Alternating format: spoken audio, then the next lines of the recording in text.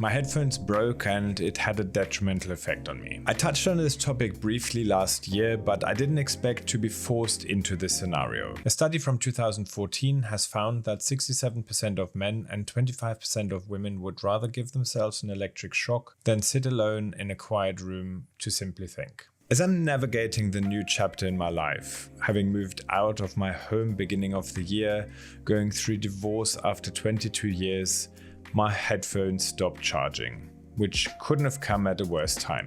Walking to and from work for 20 minutes every day, being left with my already overthinking brain felt like torture. However, after some time, it has actually been a very useful experience for me. Despite difficult, it has allowed me to think not only about the doom and gloom, but also the good things that have been happening in my life that I am grateful for and surely didn't think were possible not so long ago.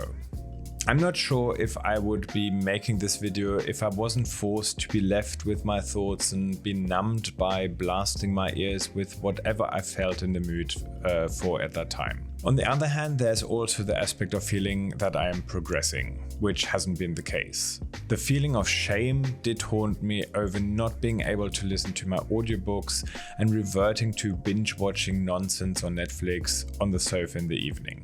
I hate the feeling of stagnation.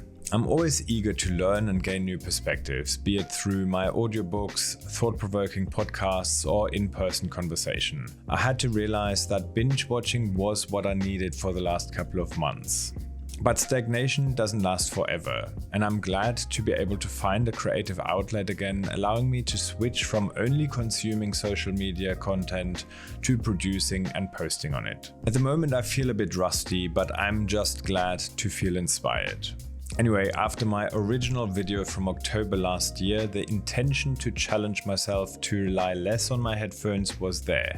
Choosing not to use my headphones and them breaking, forcing me out of my comfort zone are two completely different things.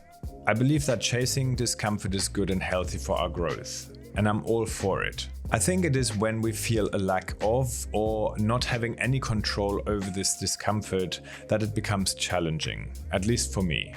However, in those moments, it is important to be kind to ourselves, which obviously is easier said than done, because I for sure was not kind to myself in those moments. But despite not believing it in those moments, it does get better. I hope you got something out of this. I'm Tor, and I shall see you in the next one.